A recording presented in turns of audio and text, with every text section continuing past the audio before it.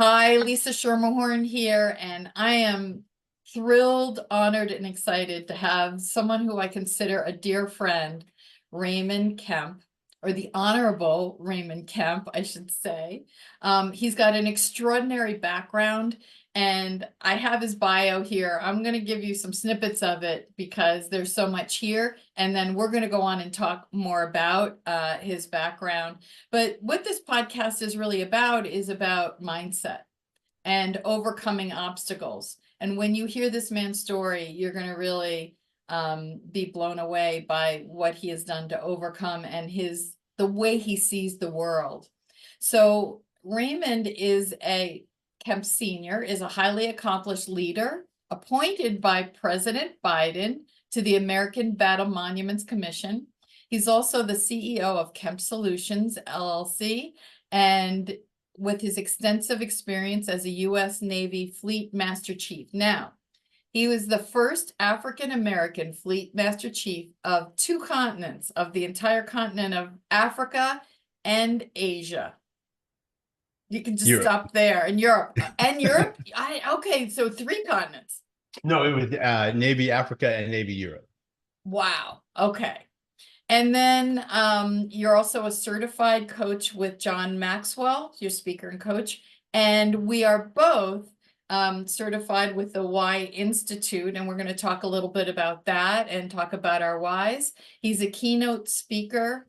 And he talks about, with unwavering integrity, he maintained the highest level of confidentiality, managed multi-billion-dollar budgets and equipment, all while pioneering comprehensive leadership standards covering both personal and professional excellence.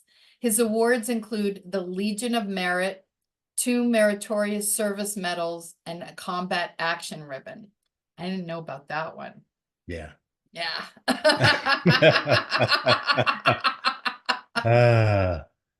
So I want to give a shout out to a dear friend of both of ours who introduced the two of us because we met, was it 3 years ago, 4 years ago? I can't even remember. Yeah, I think it's coming up on 4 years. 4 years through this really remarkable woman, Lorianne Vaughn Speaks. And we both were a part of her mastermind program, and we got to know each other really well. And because of Lorianne, she really launched us. And I just want to give her a shout out and just say thank you to her for all that she has done for us and the other people who were in the group with us. She is an extraordinary woman. Absolutely. Yeah. So Raymond, you come from humble beginnings. So I'd love for you to talk a little bit about where you come from and how that impacted you, how that has impacted you in your life. Right. So first, let me say it's certainly a pleasure to be here with you. I too, I mean, just so truly consider our journey together just an honor, to share our pathways from authorship and, excuse me, best-selling international authors, multi, continental coaches, and this journey that we've had together has been amazing. And I'll say, just as a not too much of a spoiler alert, but due to the Y Institute and learning my Y OS, my Y operating system through you, has certainly accelerated my journey. And I'll say you're right. I came from a pretty modest background. I was born in the great nation of Texas, raised in Oklahoma.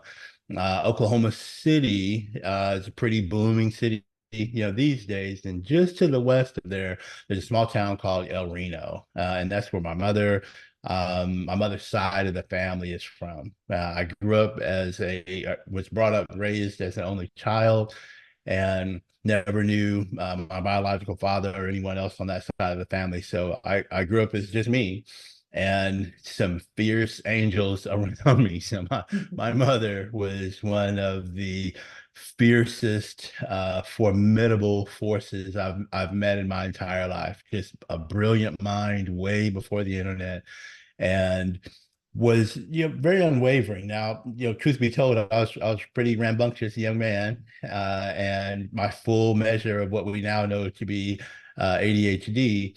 And there was no medication. Well, the medication that we had in those days was, belts and switches and so forth. So I was born in the 60s, raised in the 70s, and that was okay. In those days, it was a way to create a measure of discipline, and I got my fair share of that.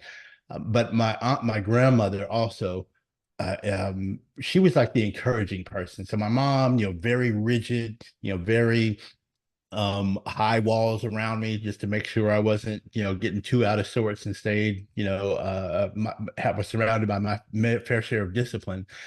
And she told me often that, look, you're, as good as anybody else. You're as smart as anyone else. And she gave me that type of encouragement. She was, again, a brilliant mind, valedictorian, very well educated and so forth. My grandmother was the one who basically allowed me to believe in myself beyond whatever the exact results were at the particular time. So she would inspired me by saying things to me at a very young age, that you have the ability to pay attention and see things that other people just don't see. And that gave me, and perhaps we'll talk about it later, but that gave me a measure of confidence when I was in situations, using my ADHD as a superpower later, because I could focus on many different things that were going on at the same time. I was able to, overcome some of the challenges. But it was rough, raised as the only child, and there weren't a lot of economic opportunities, that we had access to. However, somehow, my mother passed away. It's been 32 years now. I've never had the opportunity to say, how did you figure out how to pay the tuition for me to go to that school? Because I went to an Episcopal school, a private school, in elementary, and it was, I was the only Black kid there. By the way, I've been Black my whole life. It's all I know. You I don't just went. identify as Black. Right. Exactly. Like, true fact. If you saw me, you'd believe me. And the interesting thing was that there were no other Blacks there, right? Not in yard management, not at the chapel, of course, certainly no teachers, not the trash man, nobody, just not the postal guy, just me. And again, my mother telling me, or building that expectation of, what we would in those days say, get your books. So I would study hard and, do my best, though the results weren't necessarily so high. But one thing that happened to me very early is, and through two consecutive year groups in elementary school, it was popular in those days to say, what do you want to be when you grow up? And all the boys would say, I want to be a policeman, I want to be a fireman, I want to be the president. Those were the three things that or maybe someone would say they wanted to be an athlete. But those were the four things that we would all say. And I said, I want to be a president.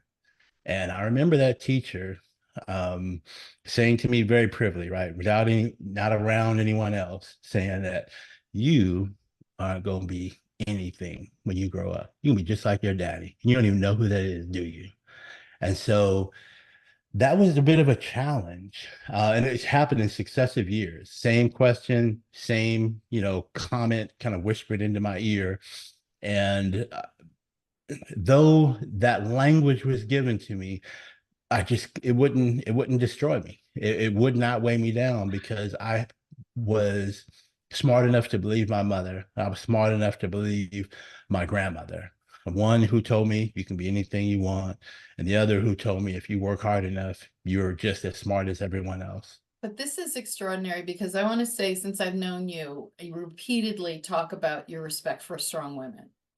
Yeah, And it's one of the things that I always love to hear is, how much you respect and love your mother and your grandmother, and how much they influenced you. The other thing is, though, as someone who works in the subconscious mind, I also know programming, right? right. So those words had to impact you, whether or not you realized it or not, that those words were set in there. Okay. And people can use those words as drivers or ways to become victim. So I love the fact that you had these two strong women who drove you, that you were able to use that encouragement to override. But I would imagine at some point, how do you feel that those words impacted you from a standpoint of that had to wound you, right? I think there may have been, and it's hard for me to think back to my mindset in elementary school. However, because there was a certain measure of reputation I had to maintain. And so I was a very gifted athlete. And so outside of the schoolhouse, then I was playing football, playing baseball, and the other sports. But in the school, I wasn't necessarily the strongest student, but I still felt like I had this reputation to maintain.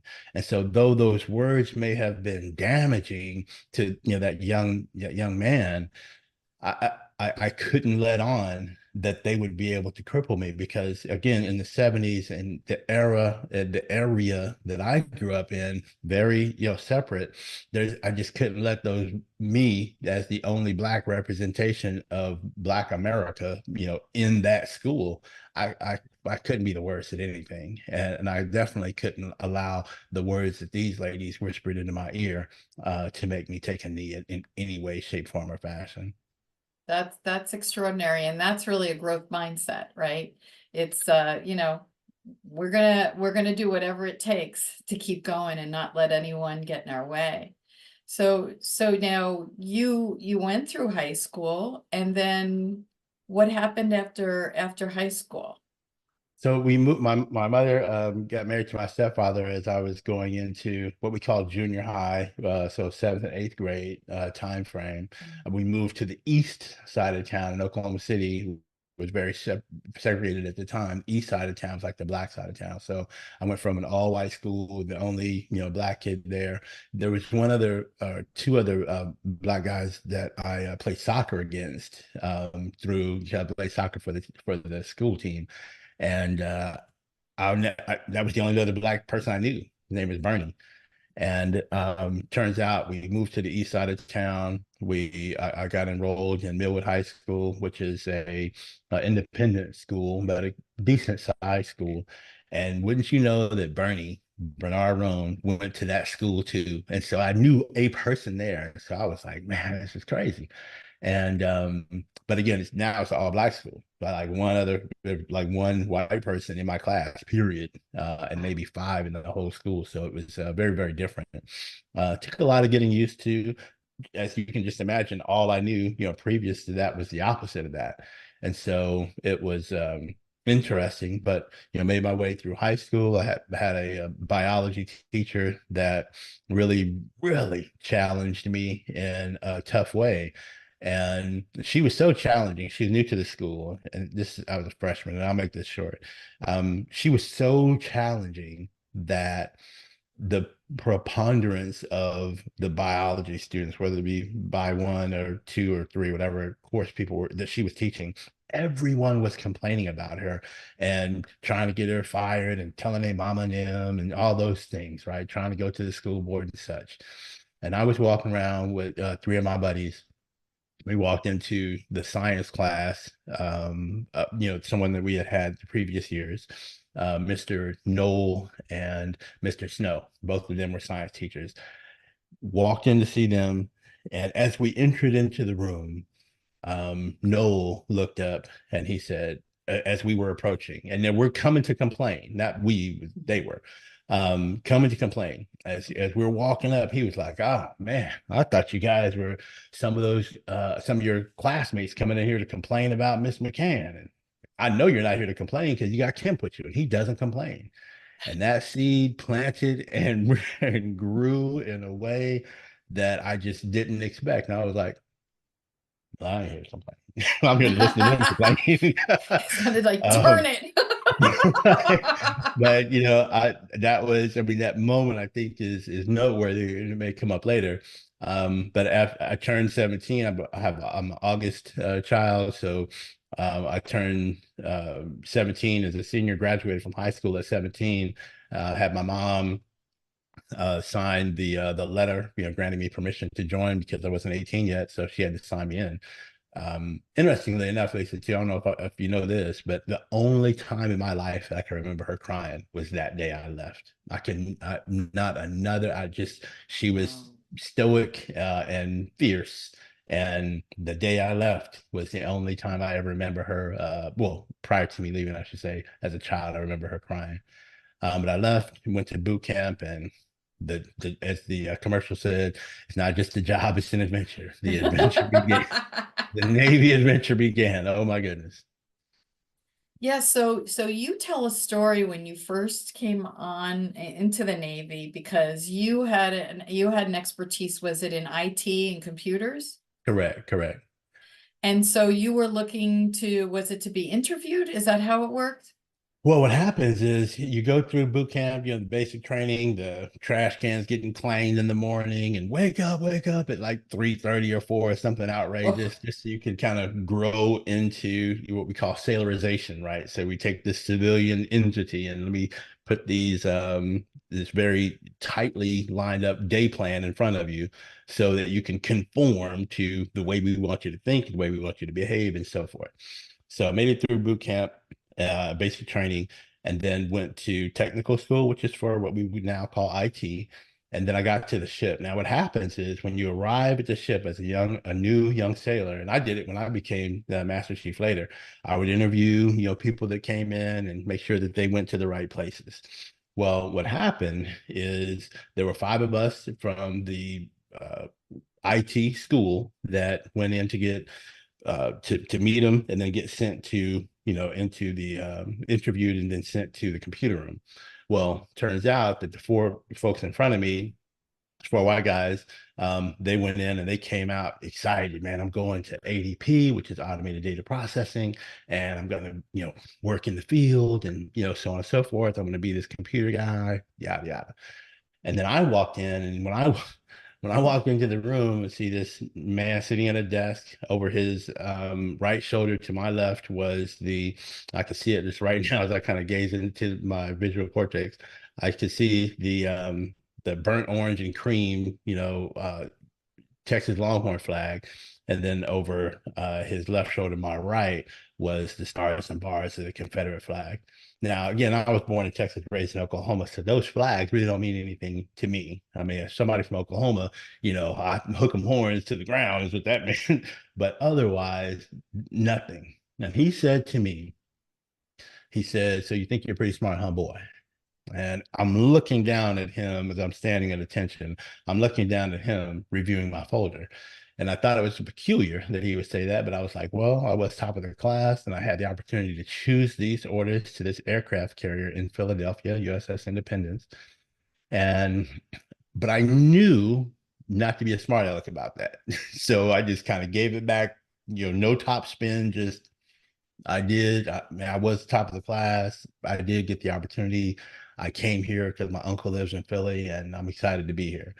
And he said, well, kind of and he's from Texas. So he kind of gave me that, well, boy, he slides my, folder away. He said, I don't allow no niggas in the computer room. So you are going to go into this rehabilitation, this maintenance area where I later found out they're responsible for taking paint off the wall, put it back on, taking tile off the ground, put it back down, taking desks and sleeping furniture out of spaces and replacing it with other furniture. Now I'm thinking, this is 1986. First of all, are we still using that language? Okay, whatever. I mean, if that's what you do.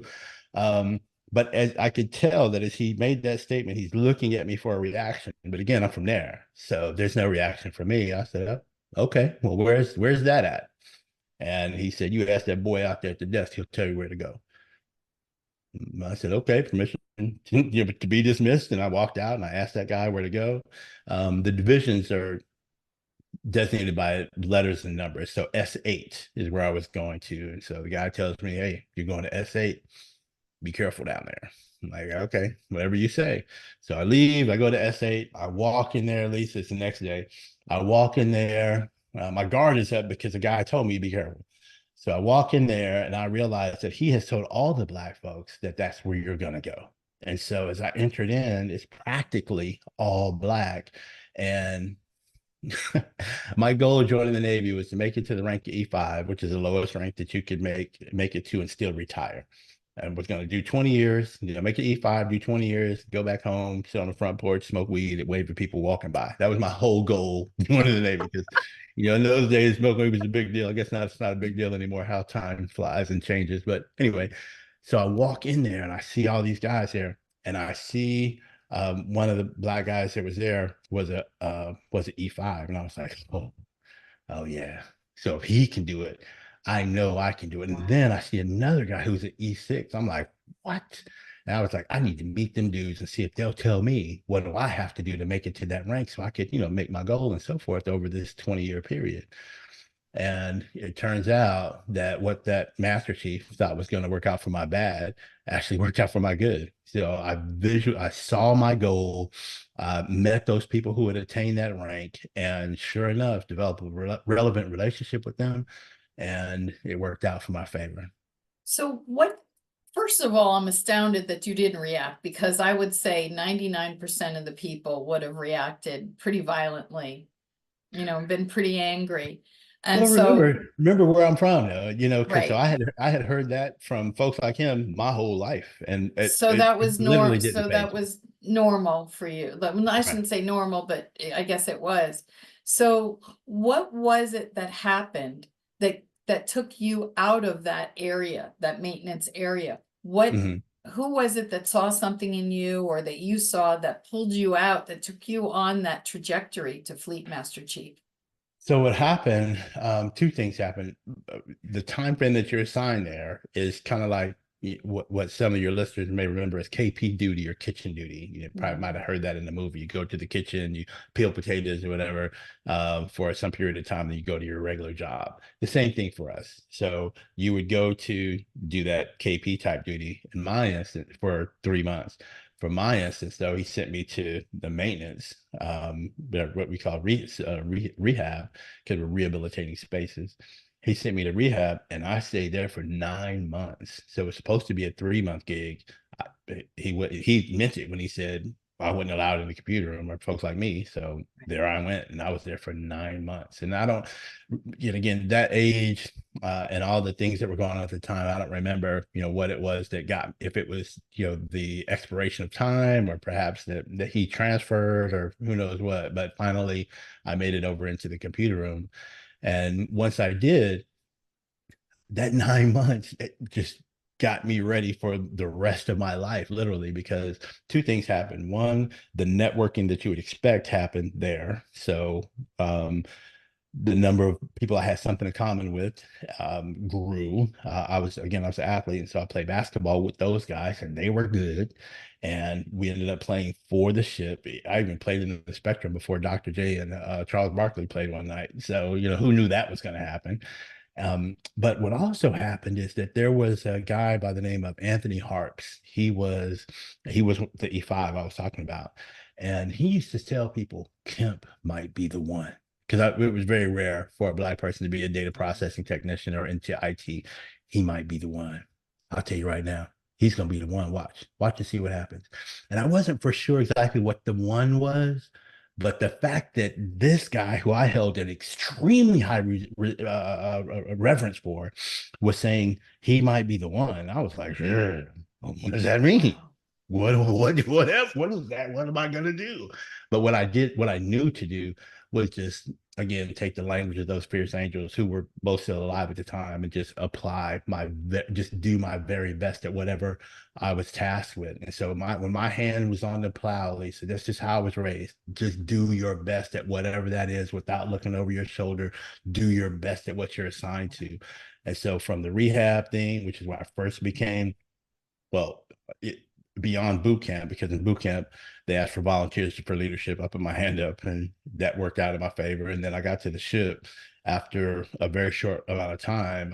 I arrived on the ship to the ship in October. Before Thanksgiving, I was in charge of a 4-man team who was taking the paint off the walls and putting it back on.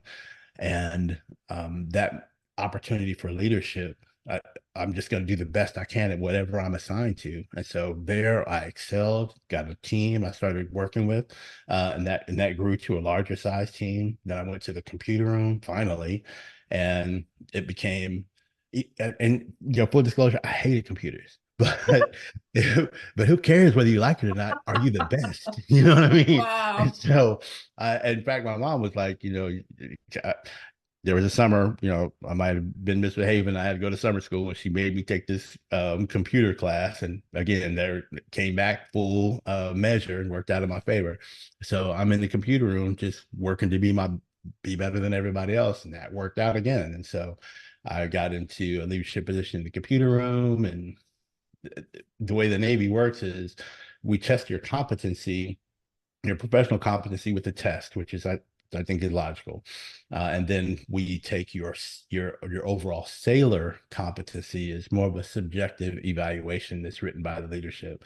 And so when it came down to my proficiency at the job, I was really good, and that put me on the path to make it to Master Chief, and then make my way to become one of the three Fleet Master Chiefs responsible for a region out of 330,000 people. So Wow. it So was what it. is, so when you were in the computer area, Right. the next step was Master Chief? Oh, no. So Okay. so 'Cause I'm like, you kind of leaving something out no, there. so there's like I think I transferred 13 times, throughout my career. I went and for me it was ship, what we call sea duty, when you're stationed on board a ship that is in the ready position to go react to a world crisis. Then we have shore duty, which is when you're on land someplace. And for me, I was working in the computer field for the most part whenever I was on shore duty. And so sea to shore, was the rotation. By the way, on my first ship is when I made it to E5. So before my Wow. first 4 years was up, I had made it to my rank goal. And so in my head, I was like, 16 years of doing this, I'm good. That's all I got to do. 16 years, and I'll get paid the rest of my life before I turn 37, before I turn 38. So I was well above the glide slope of what my initial goal was. But I went to that ship, and I went to shore duty, back to another ship, still at the rank of E5. I met a guy by the name of Fred Hyde who said, "Hey, man, we've done all we can do for you. Now it's up to you to take this test to make it to E6." In my head, I was like, "I'm good. E5 is all right with me." But by that time, had a daughter, and I'm like, oh, maybe I should, focus a little bit harder. I started studying. I made it to the rank of E6 now. And this might be a little bit detailed for your listeners, but bear with me. So once you again take the test, you have the written evaluations. Once you make it to the rank of E6, now what happens is you don't just get compared to other test takers. The test taking is like the cover charge to get to the board that chooses whether or not you're going to make it to the rank of the Sublime, which is Navy Chief. And so when I'm 86, I realized they're going to start comparing me to all of the other computer guys in the Navy. And I'm killing them. I know I'm going to make it to the next rank. I mean, I just had that measure of confidence, that was built through plenty of mistakes and plenty of missteps. But at that point, I had a high level of confidence that I'm going to make it to the very top now. And so, um, at that point, my package went before the board. I got selected, to chief, and then 3 years later, I got selected to senior chief. 3 more years, then master chief. So it was an interesting journey for sure. So can you describe, actually I have two questions because I want to know want people to know what the responsibility of that position Okay. is, like what you had to do and some of the stories. But you also, that I didn't know, and I wrote this down, that you had some kind of an award that you won. That you were I thought I wrote it down in your or medal. There was a Oh medal that yeah, you won. yeah. So when you were reading the bio, you said you didn't know about the combat action The ribbon. combat action medal. Yeah, that Right. was it. So what happens is in the Navy, we are, I mean, there's several different services, Army, Navy, Air Force, Marines. Now we have the Space Force, by the way. And of all those groups, there's one group that walks on water. That's us. So normally we are at sea and doing things at sea. But for me, I had a particular asset, I had a particular skill with a certain asset that allowed me to go on the ground with some small teams, and regrettably, that put me in a combat environment. And what happens is that when you have a combat experience and you react appropriately, then the Navy, we give what's called a combat action ribbon. And so that was something that I earned due to the misfortune of having to go into combat. And one thing that you've heard me say is that those of us who have seen the audacity of war most want peace. And so the reason I use that, language of unfortunate is because there's some things I just can't unsee. Some Right. things, some smells that will always impact me upon initial detection. So that's the reason I use that language. I'm proud of my service. It was an honor to serve with the men and women with whom I served. And even in the most grotesque environments, I'll tell you a super quick story. Because I was a comms guy, there was an event that was, let me just say, it was newsworthy. And before we turned off the communications, I sent a note, I sent a note to my buddy saying, "Hey man, I'm good. Here's my," and he had a list of people to call and let them know in case something, came up on the CNN, they would know I was okay. And so somehow or another, I had my grandmother on that list. And I don't know what he said, but I remember when I came back from that, I came back from that mission, my Aunt Gloria said, "Don't you ever have anybody call your grandmother and tell them something cryptic like you're okay." She was never did that and all this other stuff. I was like, my bad. Okay. I'll take her name off the list. But it was basically my way of letting everybody know I'm okay because they know I'm deployed. And in the early days of Gulf II, the long war after 2001, then I'm sure you remember, hopefully your listeners do too, that we were paying attention to things that were going on in a combat zone. And during that time frame, yeah, I thought it was a good idea, but it's just wrong, wrong. But anyway, it all worked out. But that's the time frame when I got that combat action ribbon. Wow. So I don't know if you can talk about this, but what was the scariest scenario that you've had to deal with? Oh yeah. Yeah, I usually don't look, down that.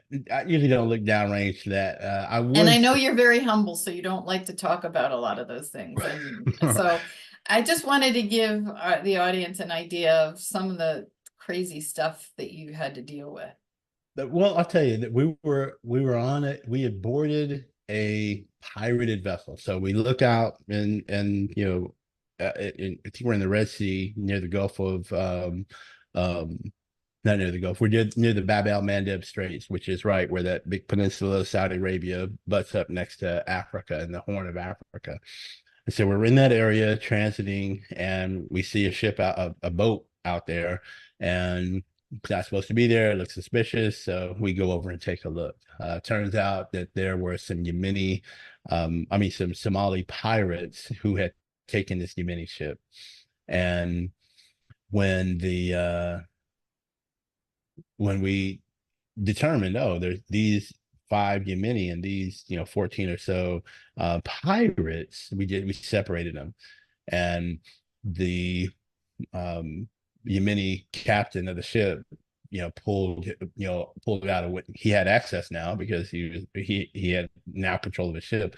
He pulled out a weapon, and it was it's interesting. If you and I are someplace together and somebody pulls a weapon and they take a step towards you or turn their body to you, there's 2 points of contact and we'll be waking them up later. I mean, I know what to do. It's gonna happen quick. If somebody turns towards me, it's gonna be some slow singing and flower bringing, right? But if they turn towards somebody I don't care about, it's a little bit of a delay. And so that was a little scary because I was very very well combat trained. My reaction skills were really high. But I was older at the time when that happened, and I thought, wow, that was it caught me off guard. It's a little bit scary. People's lives in our hands, Right. even Yemenis who we're there to protect. It was pretty frightening. It caught me off guard, and I had a bit of a pause after that. But there's in full disclosure, there's plenty of scary stuff out there. I was walking through Dubai way before it became this popular vacation spot, and the folks there, they're wearing those burkas. I mean, it would cover them completely, and so some you just have like a very sheer, eye hole, not even a eye covering, I should say. Mhm. And the call to prayer came on, for the first time. I'm there hearing that, and I was like, that's a little bit, concerning.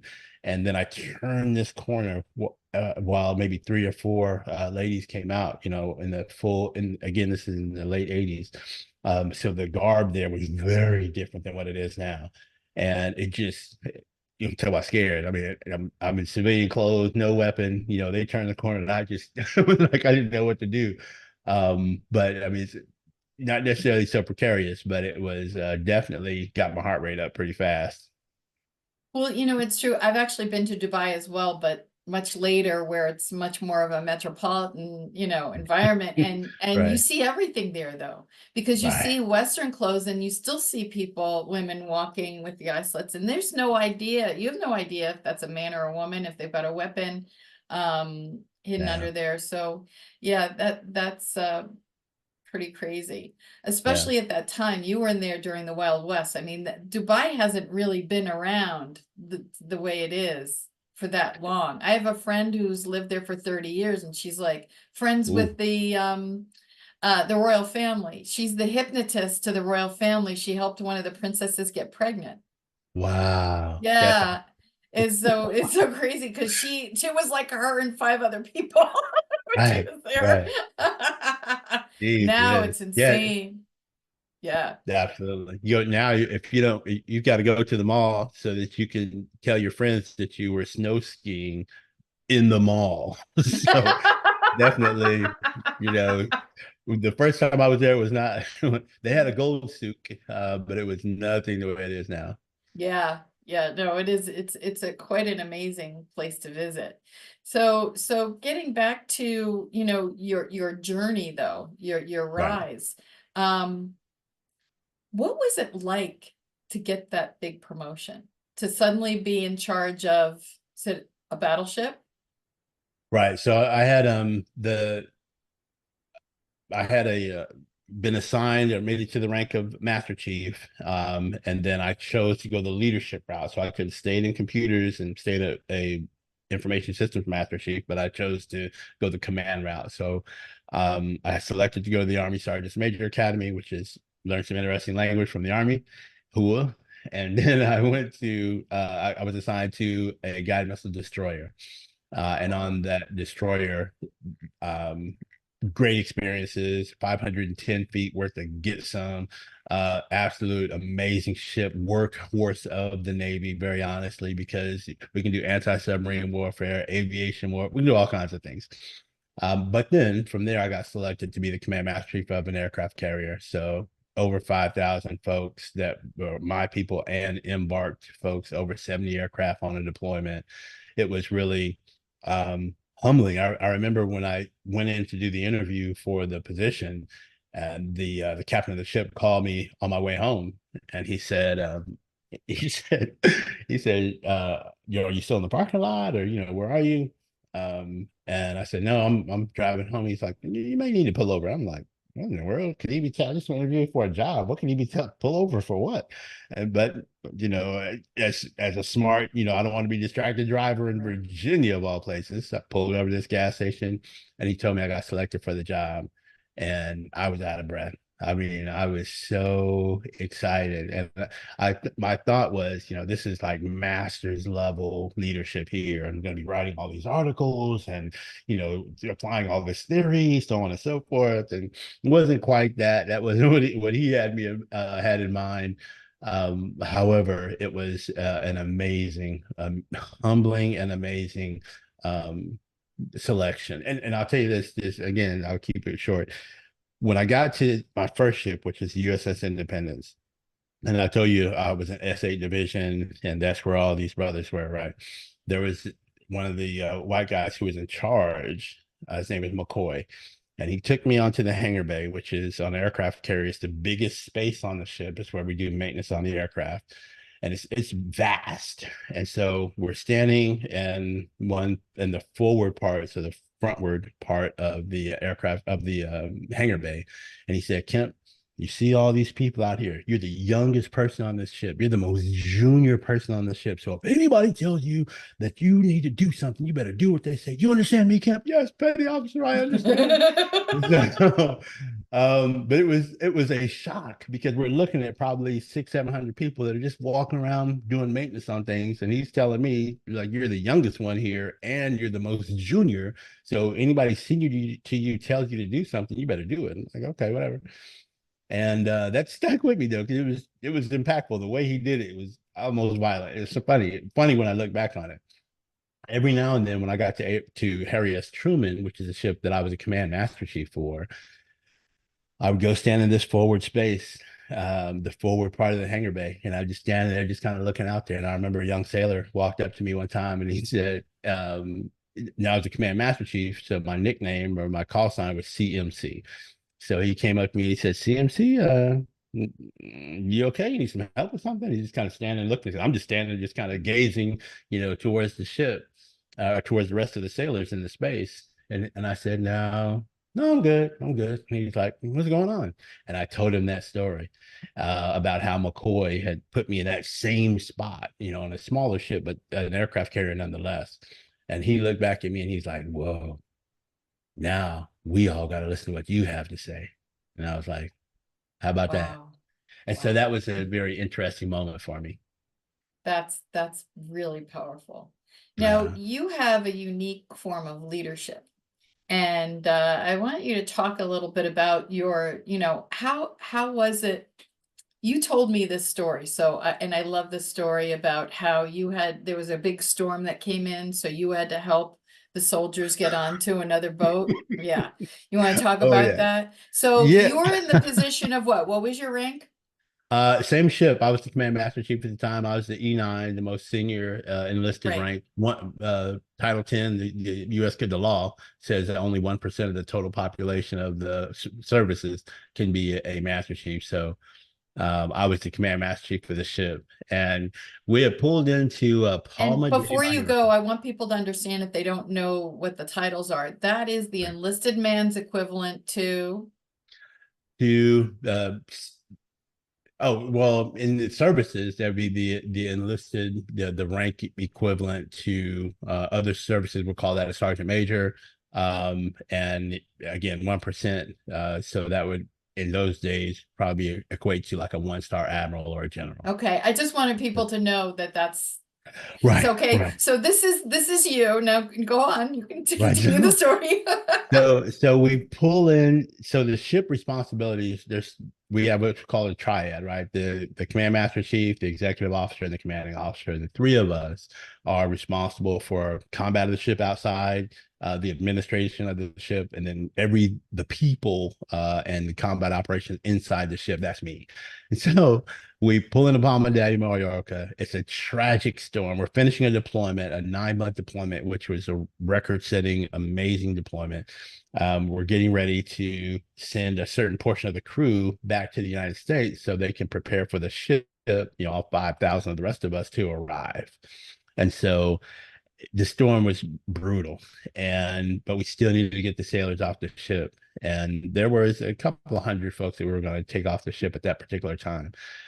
So the aircraft carrier, we're anchored, and there's what we call a Liberty boat, but think of it as maybe a triple decker, ship that would pull up alongside of us, and we were helping people step from the aircraft carrier over to this ship. And now the waves are crazy, the wind, the rain. It was a frightening day at sea. However, we wanted to get these folks across. And so what I was doing is I was standing at the point of debarkation, right, stepping off of our ship onto the other one, and I'm helping them, go across. But sometimes that person may not have been the most athletic one, and so as they were taking a step, and I was serious about the weight room in those days, as they would take a step, I would just kind of help them across. I would help them across. And so when we pulled in, once the deployment is over and we get received by the family, so on and so forth, one of the people from the family readiness group said, CMC, I heard you were tossing people onto the ship. And I was like, I just wanted to be safe, And so it worked out to where there was me tossing literally, and the folks who had made it across to that other ship catching them to get them across. And the thing, though, is that I felt it was my responsibility, and I knew it was my responsibility, XO and the CO's responsibility to get those folks over there safely. And though we have very trained, very capable people, in that moment for me, it was crucial that I was the one who was there standing between the darkness of the sea, because the sun began to go down, and our sailors getting across there. And so Yeah. I believe that leadership by example is just so important. And when we Yeah. have the opportunity to show people that we're willing to do the exact same thing that they're doing, or that we have done it, or that we're equipped and willing to do it with them, then it's just a different type of leadership. Right. And now I'm so mesmerized by your story, and we haven't even gotten into the leadership and the why yet, but I want to continue with this because I think people need to know Okay. this about you.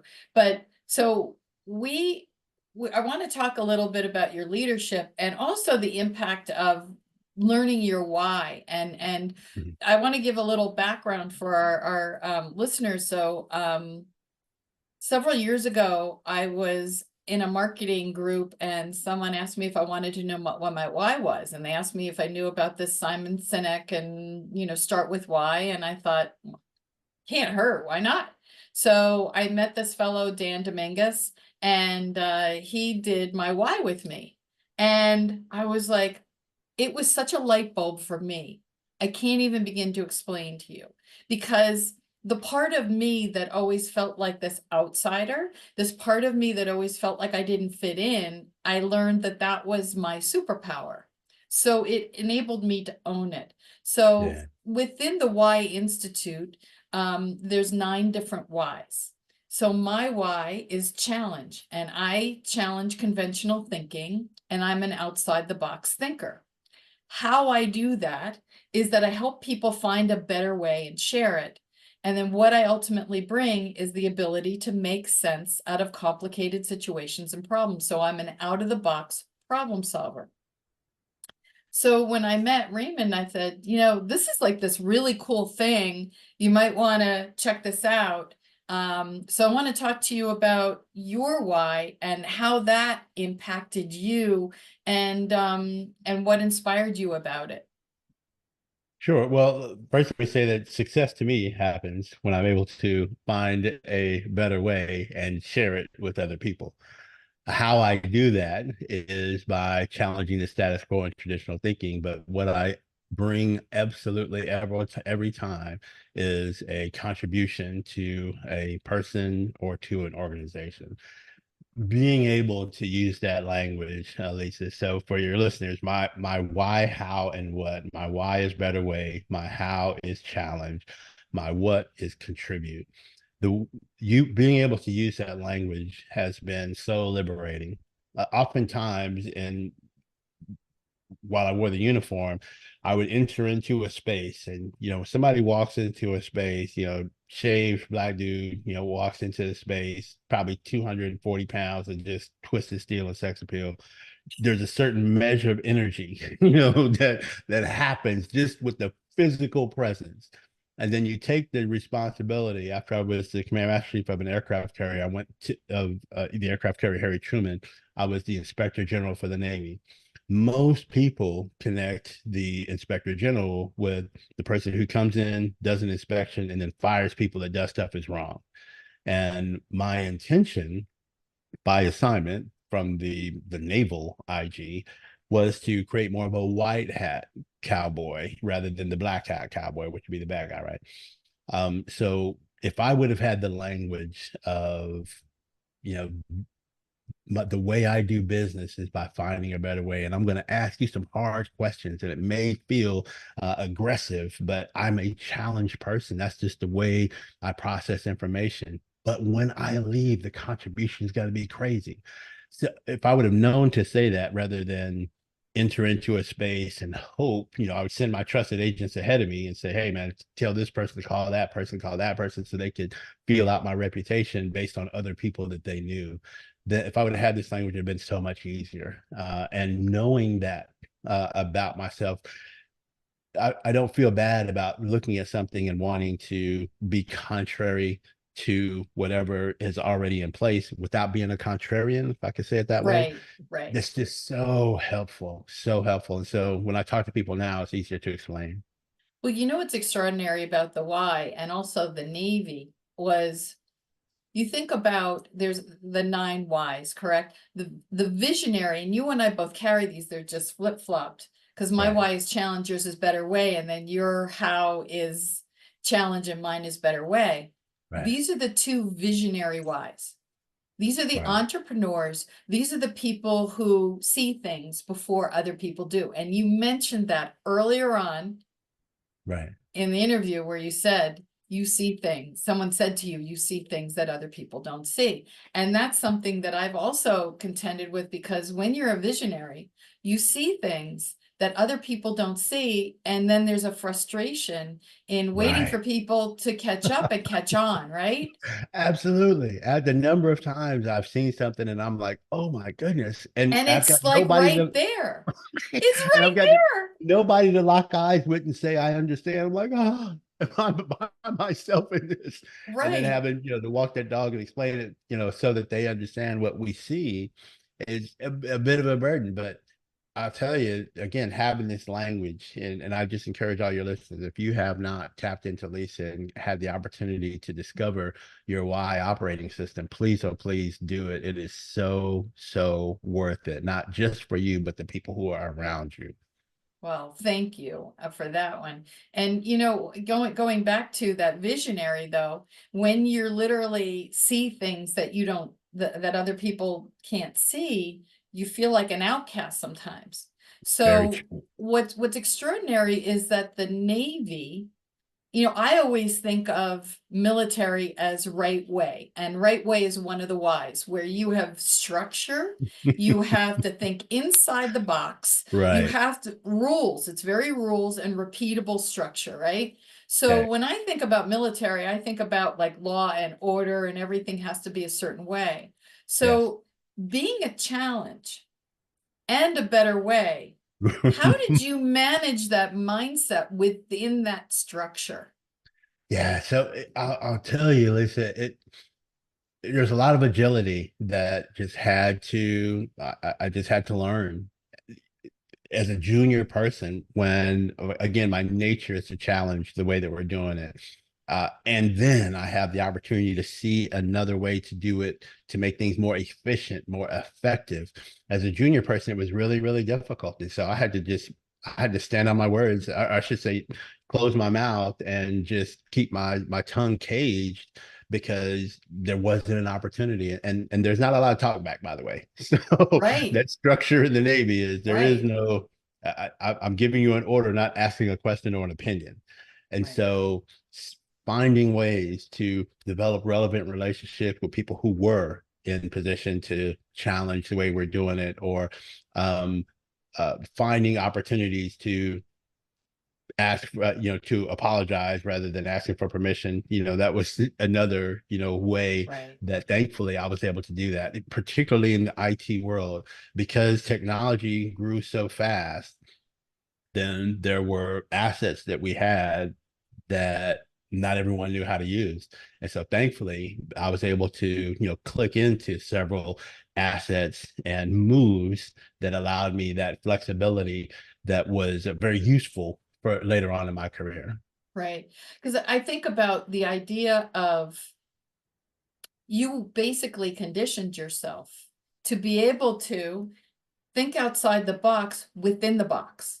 And that's a really, really strange thing to say, right? Right. But as a leader, you have this ability to think outside the box and come up with visionary ideas where Right. people would rely on you in a really big position. Because if you Right. think about it, the greatest leaders are those visionaries. When you think about the great war heroes that we Right. know, we're always thinking about. So I'm curious, how does that mindset now help you? Well, you've also written a book, so I don't want to, Right. and so I want you to talk about that and your philosophy in how you teach other leaders to use your philosophy in and transferring the military into mainstream Sure. and corporate America. What was really tricky is that, I mean, you're very right. Plus I had this ADHD that I would contend with, and having that predictability and was very crucial, in my success, because I could perhaps get distracted, chasing a bumblebee. And so what would happen is that I was able to operate within the box, but the box had no roof. It just had four sides. And so I could allow my creativity go as high. There was no limits and no boundaries on up. And Wow. so managing the up and learning and accepting principles that may be different. So speaking about of being able to kind of see things before others, when that book by Simon Sinek came out, Start With Why, I happened to be rolling into the most influential position in the in the shipboard Navy. It's the command master chief. And so I happened to read that book right as I was going to the guided missile destroyer. And so I realized that if you literally start with why, then sailors at that time frame would do anything that the sailors and the people who had gone before them, the greatest generation, was known for. Off to war. Somebody says go, you just go. And my mindset, again, even when I was younger, that was me. Hey, Kemp, we need you to go 100 yards that way. Okay, I'm going. And sooner or later, maybe at the 90-yard mark, I'd catch up with why I was going there, or why would catch up with me. And all we had to do, as we rolled into the mid to early 2000s, was start with why. And so it was my peers were, why are you always asking why? Just do it because I said so, so on and so forth. Whereas to me, people who get frustrated with those who ask why probably don't know why. And so I start with why, and then let them folks take off running. And then I would also allow some measure of conversation. And maybe at the end, I think successful organizations do four things really well. They see, solve, share, and provide feedback. I'll say it again. They see, solve, share, and provide feedback. And so when someone comes upon a challenge, they can identify it. Usually the person closest to the problem can solve it. Then they share it, with their peers, and then ultimately, create a feedback mechanism so we can ensure that that problem doesn't happen again.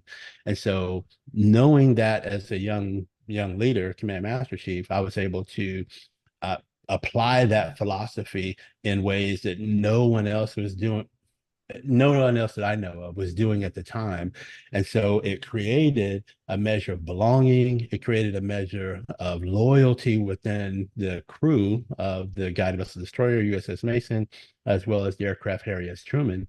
And it caught on like wildfire. And various different programs I would take or create so that I could hear what was happening on the street. So walking around a 510-foot long guided missile destroyer with 300 people, piece of cake. Knew everybody's name, knew their middle name, probably knew their spouse if they had one, or where they were from. It's just 300 people. But you take that to 5,000, and an aircraft carrier, again, just for the listeners, an aircraft carrier, if you plug up the Empire State Building out of New York, and you lay it in the water and you put it next to an aircraft carrier, it's about the same size. And so it's a big ship. I didn't have the leadership walking around that Abraham Lincoln talked about. Couldn't really do that successfully with that number of people. And so I came up with another strategy. How can I talk to those young sailors who have ideas about how we can do things better? And what I know is that no matter the organization, whether it be the military or whether it be a construction company, those folks closest to the problem, again, they will have the answers. And so the responsibility that I have as whether it's the command master chief or a CFO, CEO, is to walk around, immerse myself in the organization so that I can get or have people beneath me who are doing that very intentionally and reporting back to me so I can understand what's happening, at the grassroots of the organization. Right. And so that's the formality of the Navy I can kind of lay aside, but I can, when talking to a civilian organization. But when I bring the strategy and the um, the thought process of I need to know what's happening with that frontline leader so that I can better make decisions that's going to have an impact on my bottom line down the road. And I need to do that expeditiously. What I hear a lot is buy-in and creating loyalty. Absolutely. Yeah. Absolutely. But And so, yeah. there's a saying that's become super popular recently, and I'm not ashamed to use it, and that is people don't care how much you know until they know how much you care. And the way for me, our very close friend Trisha Manning, she's lead with heart. When we are able to lead in such a way that people know that we care about them, they react differently. Yeah. So I could go on. I wish I had more time. We've already gone over time, but Oh, no. but I My want goodness. people to really get a sense of you. And so for someone who's looking for a speaker, a coach, you're also certified as a John C. Maxwell coach. What is it you're looking for in a company to help them lead? What are the things that someone might want to hire you for? And I'd love you to just, briefly mention your book as well. Sure. Building resilience for hybrid success is the book I just released in September of last year. It hit the bestsellers list on my mom's birthday, which was so Wow. special to me. And the book is about how organizations who are having a tough time with the RTO, with the return to office that's happening in the United States and abroad right now. So diverse organizations that are large or small that are looking to build resilience within their organization so that they can cope with the return to office if there's challenges there, or if they are just looking to build the loyalty within those organizations. Please, oh, please reach out to me. I am available to come as a keynote speaker. I also do some executive coaching as well, and I've got a team that includes a business psychologist as well as a industrial psychologist, and we can build surveys and ask very specific questions that will allow you to strategically plan out the best way to impact and influence the hearts and minds of those in your organizations. My book is available on Amazon. Again, it's Building Resilience for Hybrid Success. I'm available, pretty relevant on social media under Raymond D. Kemp on Facebook as well as Instagram, and certainly if you can find me under Raymond Kemp on LinkedIn as well. Yeah. I'll have all your links attached in the description below so that people will know how to reach you. Okay. Raymond, what a pleasure and an honor. And every time I talk to you, I get to learn something really cool about you. Thank you very much. Thank you very much.